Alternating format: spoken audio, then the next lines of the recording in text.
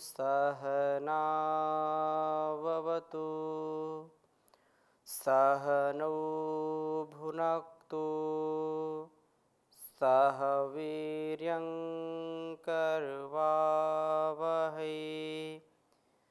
तेजस्विनावधीतमस्तु मा विद्विषावहै। ओम शांति शांति शांति। वैदिक जीवन पद्धति की इस कक्षा में पुनः आप सभी दर्शकों का हार्दिक स्वागत है, अभिनंदन है। ऋग्वेद के प्रथम मंडल के 164वें सूक्त का स्वाध्याय हम कर रहे हैं और इस सूक्त में बहुत ही सुंदर मंत्र हैं। प्रत्येक मंत्र अपने आप में बहुत ज्ञान से और रहस्य से परिपूर्ण हैं।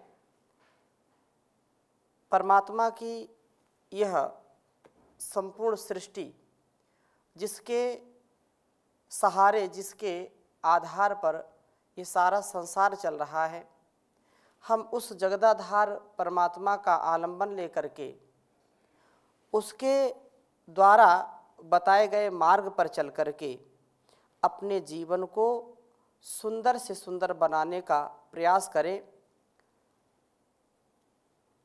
कैसे हम अपने जीवन का कल्याण कर सकते हैं। बहुत ही सुंदर वेद मंत्र है कि परमात्मा किस व्यवस्था में, बहुत लोग प्रश्न करते हैं कैसे है, क्यों है, क्या है। तो 164वें सूक्त के 34वें मंत्र में 4 प्रश्न किए गए हैं और इनका उत्तर 35वें मंत्र में दिया गया है। 4 प्रश्न इस प्रकार से हैं। ओम पृच्छामि त्वा परमं मतम पृथिव्याः पृच्छामि यत्र भुवनस्य नाभिः पृच्छामि त्वा विष्णु अस्वस्थरेतः पृच्छामि वाचः परमं व्योम। ये 4 प्रश्न किए हैं और इसके फिर 4 उत्तर भी दिए हैं। मैं दोनों मंत्रों को आपके समक्ष रख रहा हूँ। पहले लिखता हूँ फिर चर्चा करूँगा।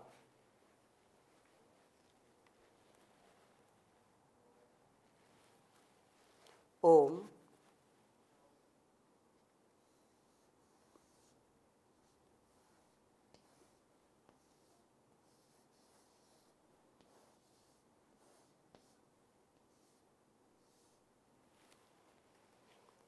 पृच्छामि त्वा परमं तमं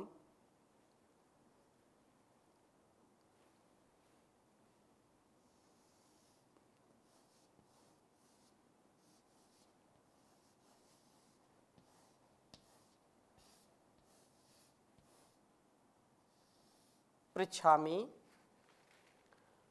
त्वां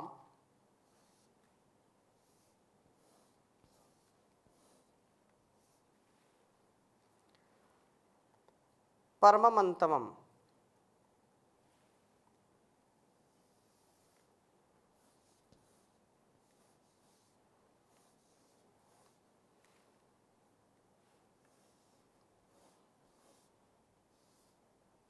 परमंतमं परम अंतम पृथिव्याः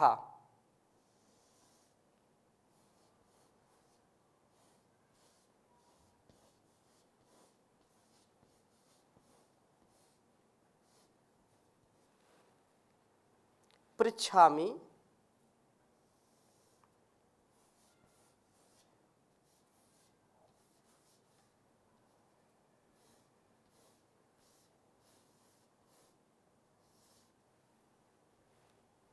यत्र भुवनस्य नाभिः पृच्छामि यत्र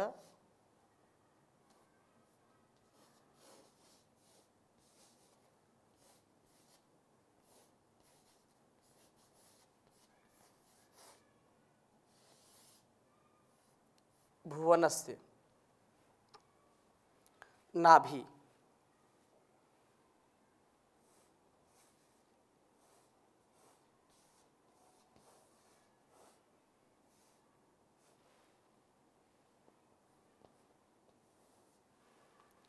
पृच्छामि त्वा वृष्णो अश्वस्य रेतः।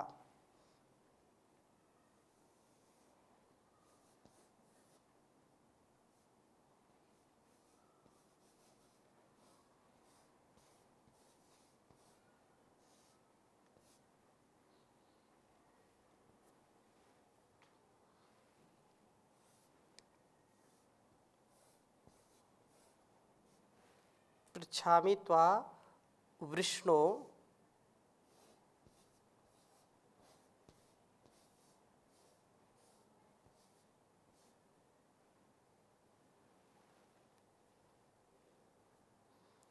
अश्वस्य रेतः।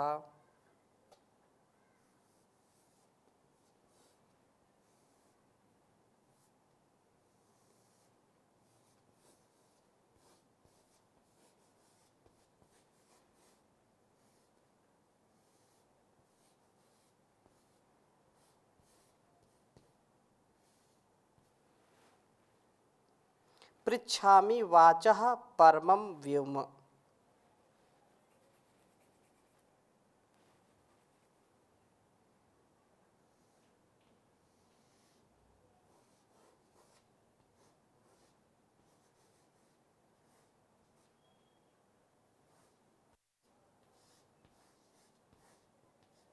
पृच्छामि वाचः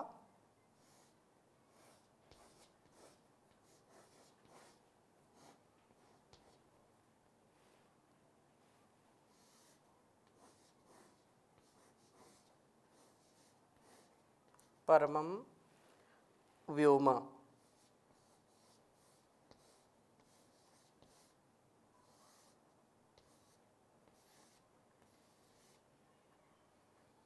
ये इस मंत्र में 4 प्रश्न पूछे हैं। पृच्छामि त्वा परममन्तं पृथिव्याः। पृच्छामि यत्र भुवनस्य नाभिः। पृच्छामि त्वा वृष्णो अश्वस्य रेतः। पृच्छामि वाचः परमं व्योम। ये 4 प्रश्न इसमें किए हैं। मैं दूसरा भी मंत्र आपके समक्ष लिख देता हूँ जिसमें उत्तर दिए हैं। ओम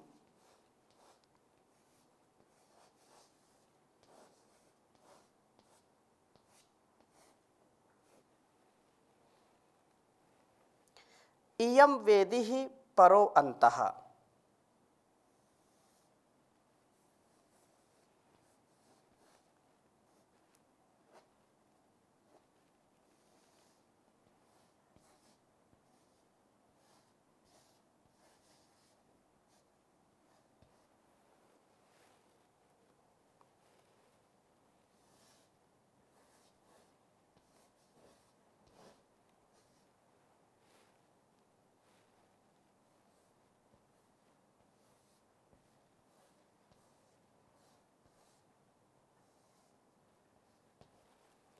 इयं वेदिः परो अन्तः पृथिव्या अयम यज्जो भुवनस्य नाभि। बहुत सुंदर बात कही है। परो अन्तः पृथिव्या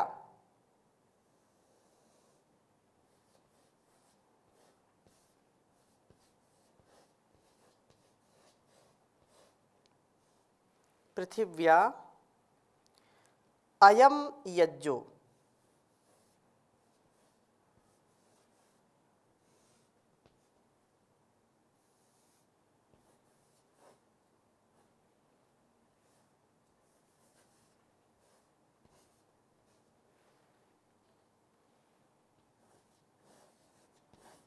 अयम यज्जो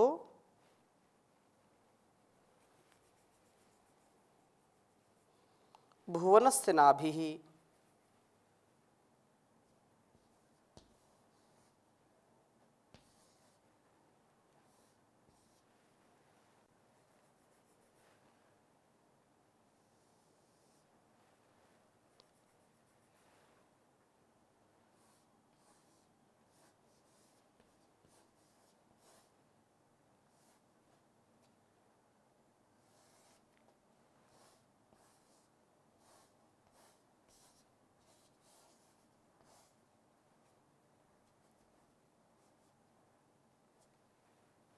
अयम यज्जो भुवनस्य नाभिः।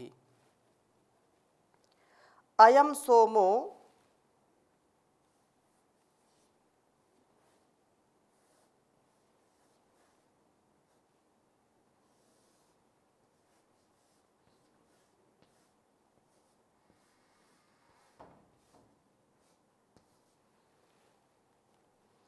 वृष्णो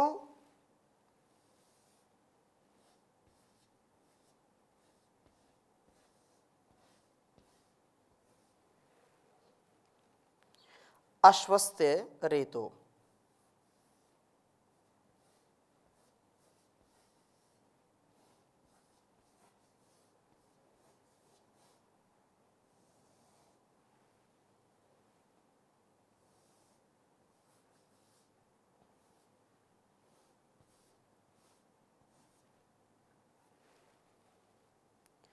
ब्रह्मायम वाचः परमं व्योम।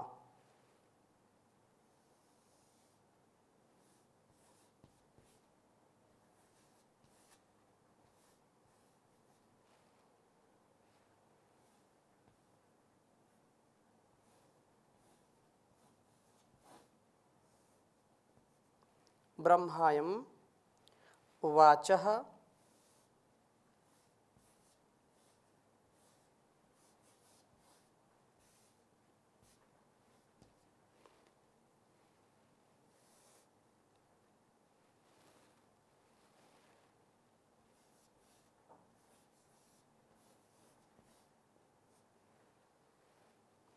परमं व्योम।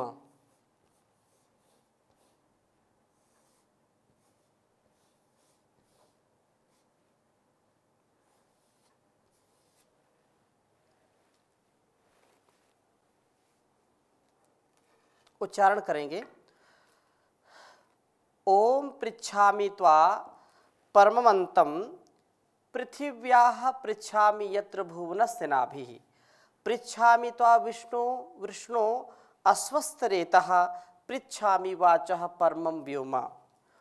ओम इयं वेदिः परो अन्तः पृथिव्याः अयं भुवन यज्जो भुवनस्य नाभिः। अयं सोमो वृष्णो अश्वस्तेरेतो ब्रह्मायं वाचः परमं व्योम। ओम पृच्छामि त्वा परममन्तं पृथिव्याः पृच्छामि यत्र भुवनस्य नाभिः। पृच्छामि त्वा वृष्णो अस्वस्य रेतः पृच्छामि वाचः परमं व्योम। ओम इयं वेदिः परो अन्तः पृथिव्या अयं यज्जो भुवनस्य नाभिः। अयं सोमो वृष्णो अस्वस्य रेतो ब्रह्मायं वाचः परमं व्योम।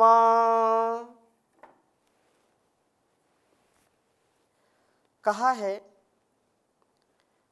कि त्वा, जो वेद मंत्र पहला वेद मंत्र है 34वां, उसमें कहा तुझसे जिसका ध्यान प्रभु की ओर नहीं जा रहा है उससे पृच्छामि मैं पूछता हूँ कि पृथिव्याः इस पृथ्वी पर परम अंतम परला सिरा क्या है, अथवा अंतिम उद्देश्य क्या है। पर अंतिम उद्देश्य, हमें यहाँ पृथ्वी पर क्यों भेजा गया है, हमें इसे क्या बनाना है।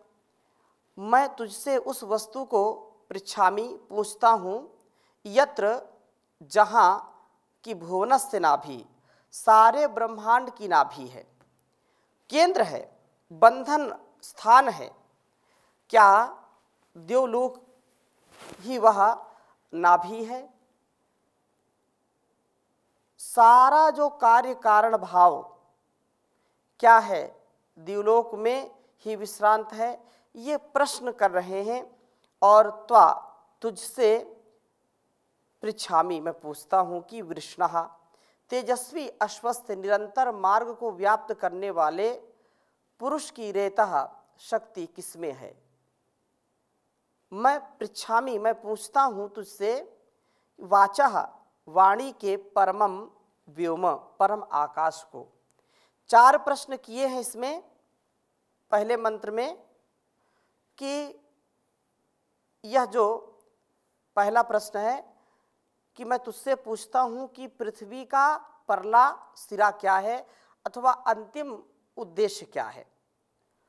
और दूसरा प्रश्न किया है कि भुवनस्थ सारे ब्रह्मांड की नाभि क्या है, सारे ब्रह्मांड का केंद्र बिंदु क्या है, केंद्र क्या है, केंद्र स्थान क्या है, बंधन स्थान क्या है। और तीसरा प्रश्न किया है कि तेजस्वी निरंतर मार्ग को व्याप्त करने वाले पुरुष को या पुरुष की शक्ति किसमें है।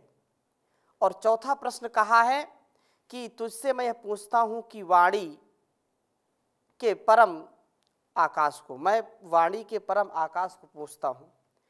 अब दूसरे मंत्र में इसका उत्तर दिया है और ये कहा है कि इयम वेदी परो अंतः, दूसरा मंत्र है, उसका उत्तर दिया इयम वेदी परो अंतः पृथिव्या अयम यज्जो भुवनस्य नाभिः अयम सोमो वृष्णो अस्वस्थ रेतो ब्रह्मायम वाचः परमम व्योमा। बहुत सुंदर बात कही है कि इयम वेदी ही, यह वेदी ही, जिस वेदी अर्थात जो कर्मस्थली है पर बैठे हुए हम विचार कर रहे हैं, इस पृथ्व्या भूमि का परा अंतः अंतिम सिरा है। प्रत्येक वर्तुल वस्तु जहाँ से आरंभ होती है वहाँ ही उसकी समाप्ति भी होती है। इस प्रकार से बड़े ही सरल शब्दों में पृथ्वी की वर्तुलता का संकेत हुआ है, परंतु वास्तविक उत्तर तो यह है कि वेदी ही इस पृथ्वी का अंतिम उद्देश्य है। हमें इस भूमि को यज्ञवेदी बनाने का प्रयत्न करना चाहिए, अर्थात शुभ कर्मों से, शुभ गुणकर्म स्वभाव से हर प्रकार से जीवन में दिव्यता और इस जगत में दिव्यता का आधान करने का प्रयास हमारा होना चाहिए। यही हमारे जीवन का लक्ष्य होना चाहिए। और कहा है कि वेद में पृथ्वी को देवयजनी शब्द से संबोधित किया गया है। यह देवों के यज्ञ करने का स्थान है, यह वेदी है। जैसे यज्ञ वेदी के चारों ओर यजनशील लोग, कल्याण चाहने वाले लोग बैठ करके आहुति देते हैं, ब्रह्मा, यजमान, ऋत्विक, अधर्यु आदि बैठ करके इस अनुष्ठान को पूरा करते हैं, यह देवों के यज्ञ करने का स्थान है। क्या हम देव न बनेंगे? अर्थात हमको देव बन करके इस भूमि को तृप्त करना है, हमारे जीवन में देवत्व हो, हमारे जीवन में देने की सामर्थ्य आए, हम हर प्रकार से देवत्व को स्वीकारने में, देवत्व का गुण आधान हमारे अंदर हो, देवत्व के शुभ भाव हमारे अंदर आए, ऐसा हमको प्रयत्न करना चाहिए। और दूसरे प्रश्न के उत्तर में कहते हैं कि अयम यज्ञो भुवनस्य नाभिः, यह यज्ञ सारे संसार का, यह यज्ञ सारे ब्रह्मांड का, सारे संसार का नाभि स्थान है। यज्ञ के कारण ही ब्रह्मांड नष्ट भ्रष्ट नहीं होता। माता में यज्ञ की भावना ना होती तो किसी संतान का पालन पोषण ना होता। लोगों में यज्ञ की वृत्ति ना होती तो कोई भी सामाजिक संस्था ना चलती, कोई भी राष्ट्र ना पनपता। नायम लोकोऽस्त्य यज्ञस्य कुतो अन्यः कुरु सत्तमा। तीसरे प्रश्न का उत्तर दिया है अयम सोमः वृष्णः अस्वस्थ रेतः। यह जो सोम है, यह जो सोम है, वीर ही तेजस्वी अनथक पुरुष की शक्ति है। यदि हमारा जीवन हमको आरोग्यता से युक्त करना है, बल से, सामर्थ्य से युक्त करना है, तो हमारे अंदर ब्रह्मचर्य का पालन अवश्य होना चाहिए। हमारे जीवन में ब्रह्मचर्य की महिमा का सर्वोच्च स्थान होना चाहिए। मनुष्य को चाहिए कि इस पृथ्वी को यज्ञवेदी समझे और इसे भोग स्थान न बना दे। चारों ओर जो अंधकार है, जो विषयों के प्रति आसक्ति का भाव लोगों के अंदर होता है और जिससे वो भोग भावना में फंस करके रोगों का स्थान बना लेते हैं, इस घर को, इस शरीर को और इस संसार को। तो भोगों से बचने का उपाय क्या है कि हम यजनशील बने, यज्ञीय जीवन हमारा हो, भोगों के शिकार न बने, भोगों को अपने ऊपर हावी ना होने दें, अपितु भोग भावना को समाप्त करने का, भोग वासना को उपासना से समाप्त करने का प्रयास हमारा होना चाहिए। कहीं अपनी शक्ति को समाप्त ना कर लें। इन भोगों में हमको न भोगना है, न भागना है, जागना है। जागते हुए हम अपनी रक्षा कर सकते हैं और दूसरों की भी रक्षा करने में समर्थ हो पाते हैं। यदि हम सतर्क सावधान नहीं होंगे, इन विषयों में अपने आप को फंसा देंगे, तो ये विषय गण जो हैं ये हमको फंसा करके हमारे जीवन को, हमारे अस्तित्व को समाप्त कर देंगे, नाश कर देंगे इसका। और चौथा प्रश्न जो इसमें किया है उसका उत्तर यहाँ पर दिया है, ब्रह्मायम वाचः परमं व्योमना। ब्रह्मायम वाचा परमं व्योम, यह ब्रह्म ही वाणी का परम आकाश है। शब्द आकाश का गुण है, परंतु आकाश के आकाश तत्व का कारण भी परमेश्वर है। प्रभु आकाश का भी आकाश है, परम आकाश है वो। हम सबका धारण प्रभु से होता है। इस प्रकार विचार करने वाला व्यक्ति वृद्धावस्था हो चाहे युवावस्था हो, हर अवस्था में वो इस बंधन से मुक्त होता है और बद्ध अवस्था से ऊपर उठ कर के मुक्त अवस्था में पहुंचता है। यही विद्या, यही ज्ञान, यही विवेक हमको हमारे लक्ष्य तक पहुंचाता है। आध्यात्मिक प्रश्नों के उठाने से प्रभु का ज्ञान होता है। हम परस्पर जो चर्चा करें उसमें भी यह प्रश्नोत्तरी का जो स्वभाव है होना चाहिए कि मैं क्या हूँ, कौन हूँ, क्यों आया हूँ, मेरा लक्ष्य क्या है, यह सारा संसार जो मुझको मिला हुआ है इसका सदुपयोग हम कैसे करें। कि सारे जो प्रश्न हैं उन प्रश्नों को करते करते, कुछ लोग ऐसे भी होते हैं तो केवल प्रश्न ही प्रश्न क्या करते हैं, उनको जीने का प्रयास नहीं करते। उत्तर मिलने पर भी एक नया प्रश्न खड़ा हो जाता है, फिर दूसरे प्रश्न का उत्तर मिला, तीसरा, चौथे का मिला, पांचवा, ऐसे प्रश्न ही प्रश्न करते रहते हैं। तो प्रश्न से समाधान नहीं होता, शंका से समाधान हो गया, प्रश्न से पुनः एक प्रश्न खड़ा हो जाता है। हम जिज्ञासु बने, जिज्ञासा हमारे ज्ञान की जननी होती है।